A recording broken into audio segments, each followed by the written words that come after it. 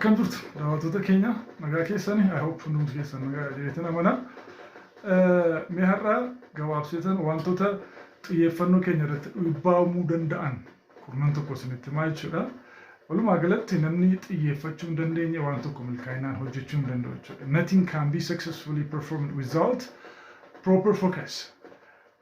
Hundumti keenya immoo rakkoo kanaa qabna. Namichi beekaan tokko maal jedha, even the wise can't achieve anything or they can achieve nothing without focus.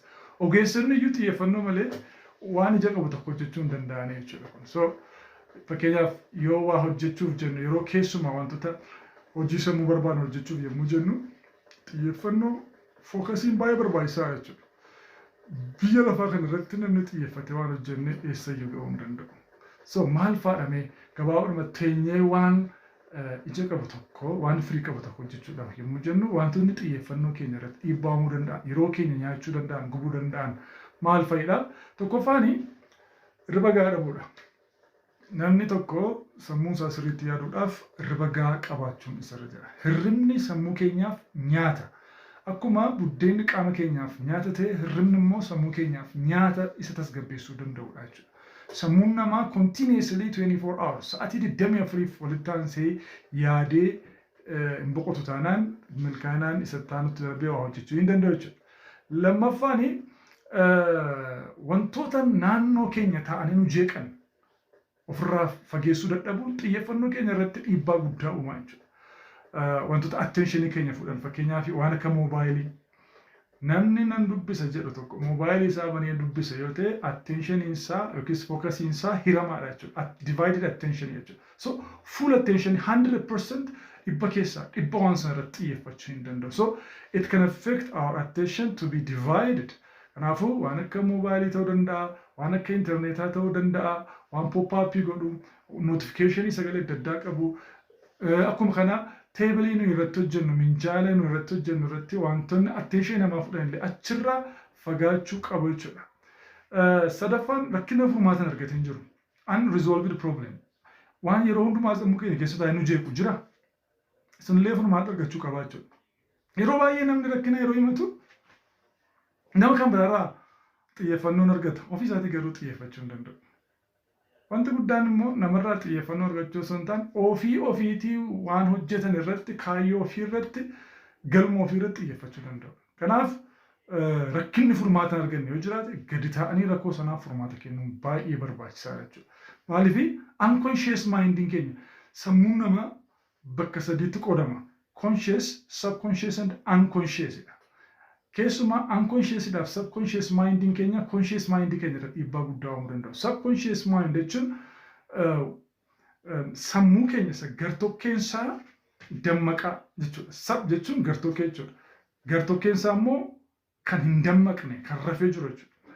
Conscious mind jechuun waan beekaa gochaa fakkeenyaaf hamma itti yaadetan kana dubbachaa jira. Kun subconscious mind. Unconscious mind jechuun immoo to'annoo keenyaan ala kan ta'e keessa keenya isa gadi fagootti kanuma fakkeenyaaf waan akka abjuu halkanii kanaa jechuudha. Waan akka miira adda addaa nutti dhaga'amu utuu hin jaallatin fakkeenyaaf namni qaama wal quunnamtii saalaa faallaa ta'e yoo argee yookiin waan akka pornograafii yoo ilaale utuu hin jaallatin waan sanaaf miirri isaa kaka'uu danda'a jechuudha. Ani kana argee waan natti dhaga'amu namni jedhu yoo jiraate rakkoo qabaachuudha. Kanaaf kan irraa of eeggachuun barbaachisaa ta'e. Sammuun keenya reactiviidhas activiidhas. Kanaaf subconscious keenya keessa kan jiru wantoota nuyi to'achuu hin dandeenye sana keessa nu jalaa galeetu rakkinni furmaata arganne sun achi keessa taa'utu hin beekin dhiibbaa nurratti uumuu danda'a jechuudha. Kanaaf xiyyeeffachuu hin dandeenyu immoo milkaa'uu hin dandeenyu. Kan biraan karoora gahaa dhabuudha. Karoora gahaa yeroo isin jedhu har'a waan hojjenne tokko teenyee waraqaa irratti gadi tarreeffannee cheeklistiidhaan kaawwannee tokko lamaan yoo hojjenne baay'ee milkaa'uu dandeenya. Guyyaa sanaaf wanta kaawwanne harka 100 keessaa harka 50 karoorfachuudha jedhama. Namni waan tokko guyyaa tokko keessatti nama jedhee karoorfate harka 100 keessaa harka 80 milkaa'aadha. Namni immoo utuu waan har'a hojjetu tun karoorfatin hojjetu harka 100 keessaa harka 20 duwwaa milkaa'a. 80-20 Pareto principle kan jiru jira. Kanaaf waan har'a hojjennu tokko galgala gadi tarreeffannee buluun baay'ee barbaachisaadha. Namni milkaa'ina hin barbaanne hin jiru garuu karaa salphaadhaan milkaa'ina argachuu barbaannu sun immoo hin danda'amu yoo argame sun immoo ni miidhama nu fayyadu waan itti dadhabnee argannetu nutti mi'aayaa jechuudha. Shanaffaanii sochii qaamaa gahaa gochuudha. Kun immoo sammuu keenyaafis qaama keenyaafis baay'ee barbaachisaa jechuudha. Kanaaf regular exercise can affect our brain flourishment, sammuu keenya kana brain keenya kana baay'ee sochoosa jechuudha. At least kaanee mana jala dubbi yoo jenne waan guddaa. Kanaaf shanaffaan sana. Jahaffaanii haala jeeqamaa keessatti hojii hojjechuu dhiisu. Manni keenya jeeqamaa, taa'umsi keenya jeeqamaa, waraqaan nu bira jiru jeeqamaa, wanti nuyi ilaalu sammuu keenya hin tolu yoo ta'e miidhagu yoo sana tottolfatanii itti seenuun baay'ee barbaachisaa jechuudha. Torbaffaanii dhukkubni xiyyeeffannoo kan jedhamu jira. ADHD, Attention Deficit Hyperactivity, Hyper Disorder. Attention Deficit Hyper Disorder. ADHD jechuun rakkoo waan tokko irratti xiyyeeffachuu dadhabuudha jechuudha. Kun dhukkuba sammuuti. Kun egaanii hakiima saayikooloojii yookiin saayikaatiristiidhaanitu ilaalama waan ta'eef qoricha sirqa waan ta'eef gama sana deemanii ilaalamuun baay'ee barbaachisaa ta'uu danda'a jechuudha. Sometimes namni waan tokko irratti xiyyeeffachuu hin dandeenye callisee taa'uu qabu deemee ilaalamuu danda'u sana jira jechuudha. Saddeettaffaan hojii gar malee jabeessanii jechuudha. That's hard working too hard. Hard working and smart working waan jedhamu jira. Waan tokko gaafa hojjennu humna keenya itti fidnee energy keenya, mental energy keenya, physical energy keenya, humna sammuu fidnee, humna qaamaa fidnee, humna qalbii fidnee, humna xiinsammuu fidnee hojjenna ta'e ammas xiyyeeffannoo keenya irratti dhiibbaa guddaa uumuu danda'a jechuudha. Salgaffaan nyaata madaalawaa nyaachuu dadhabu.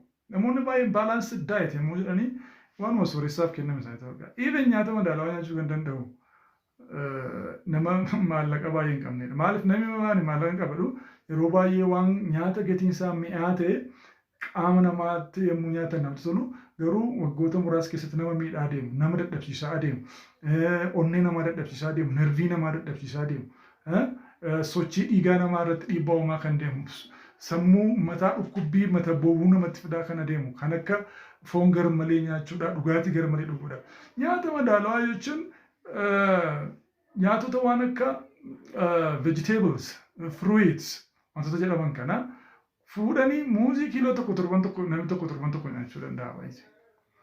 Guyyaatti walakkaan isaa gahaadha.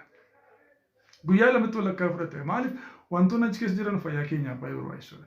Burtukaana akkasiidha. Burtukaana tokko kaawwattee yookiin guyyaa lamatti tokko yookiin tokkoon isaa guyyaa lamatti nyaachuu dandeessa. Even guyyaa sadiitti nyaachuu dandeessa. Quufanii nyaachuun wantichi wanta barbaachisaa ta'e fudhachuudha. Qaama keenya waan barbaachisaa ta'e. Isaan kun akka nuyi dhukkuba ofirraa ittisuun akka sammuun keenya aktiivii ta'an godha jechuudha. Kan biraanii xiyyeeffannoo keenya irratti dhiibbaa kan uumu. Kurnaffaanii rakkina dhiphina sammuu stress, too much stress, waan tokkotti gar malee dhiphachuu. Waan nama dhiphisu tokko intentional itti yaadanii haa fudhanii dhiisuu dadhabuun xiyyeeffannoo irratti keenya irratti dhiibbaa guddaa uumaa jechuudha. So wantoonni kurnan amma isinii kaase kun xiyyeeffannoo keenya irratti dhiibbaa guddaa uumuu kan danda'an akkasumas xiyyeeffannee bakka nuyi milkoofne kan godhanidha. Inni jalqabaa hirriba gahaa dhabuudha. Hirribni sammuu keenyaa fi nyaata barbaachisaadha. Yoo xiqqaate namni tokko sa'aatii 6 hanga sa'aatii 8tti guyyaa tokkotti sa'aatii 2 keessatti rafuu danda'u sirra jira jedhama. Nullee hiyyeessa kana caalaa yoo rafne gaarii miti. Yoo xiqqaate garuu namoonni sooshaal miidiyaa irratti yeroo dheeraa dabarsuurra sa'aatii 4 hanga sa'aatii 6tti hirriba sirrii isaa hirriba gadi fagoo isaa yoo rafne that's enough. Hirriba gahaa jedhama jechuudha. Yeroo amma tukaatanii ilaaltanii hirriba keessan mee isinumtuu ilaala. Daftanii raftanii isa raftan iyyuu immoo anuma dabalatee jechuudha. Hirriba baay'ee sammuu namaa boqochiisu hin taane partial sleep jedhamu sana jechuudha. Lammaffaani wantoota nama jeeqan waan akka notifiikeeshinii moobaayiliidha, intarneetiidha ofirraa fageessuu sababni isaa xiyyeeffannoo keenya gargar hira waan ta'eef hin hojjeta taanaan maatii keerraas obboloota keerraas obbolaa keerraas firoota keerraas hiriyoota keerraas qat gootee kuttee sa'aatii murteessa sanaaf jechuun baay'ee murteessaadha jechuudha. Sadaffaan immoo rakkina furmaata hin qabneef furmaata kennu waan sammuu keenya keessa deddeebi'ee nu jeequ sanarratti dammaqnee waan sana seetil gochuu waan sana xumuruu goolabuun baay'ee barbaachisaadha. Arfaffaan karoora ga'aa dhabuu. Karoora ga'aa waan irra hojjennu tokko lama sadii yoo gadi tarreeffanne bareedaa ta'a. Shanaffaan sochii qaamaa ga'aa ta'e guyyaatti xiqqooma isheen socho'uun barbaachisaa akka ta'e sammuu keenyaaf baay'ee xiyyeeffannoo gochuudhaaf baay'ee barbaachisaadha. Kun garuu yeroo hundumaa ta'uu akka qabudha. Ja'affaan haala jeeqamaa keessatti hojjechuu dhiisuu. Waraqaa haa ta'u fiizikaalii wantoota ija namaatti mul'atan kan nama jeeqan isaanillee avoidii gochuu danda'u. Nurra jira muudii hojii keessa galuu danda'u. Nurra jira jechuudha. Torbaffaanii dhukkuba ADHD yoo qabaanne tarii waan irratti xiyyeeffachuu dadhabuun keenya waan nutti beekamaa dhufu yoo ta'e deemnee hakiima biratti ogeessa biratti ilaalamuun baay'ee barbaachisaadha. Saddeettaffaan hojii garmalee humnaan hojjechuunis baay'ee barbaachisaa miti. Smart jedhanii yaadanii karaa salphaadhaan waan tokko hojjechuudhaaf itti yaaduun baay'ee barbaachisaadha. Salgaffaanii nyaata madaalawaa ta'e hamma humna keenyaatti waan akka raafuus haa ta'u wantoota ija mukaarraa argamanis haa ta'u isaanillee fudhachuun baay'ee barbaachisaadha jechuudha. Kurnaffaan dhiphina waan tokko irratti garmalee dhiphachuu dhiisuudha. Rakkinni namarra gahu hundumtuu nama hundumaarra ga'eera. Anaaf siif waan addaa miti. Kanaaf rakkoon haaraan hin jiru biyya lafaa kanarra. Rakkoo haaraan hin jiru. Kanaaf waan tokko irratti dhiphachuun barbaachisaa miti. Achi keessaa baanii gara fuulduraatti deemuun baay'ee barbaachisaa isin jedha. Galatoomaa ulfaadhaa.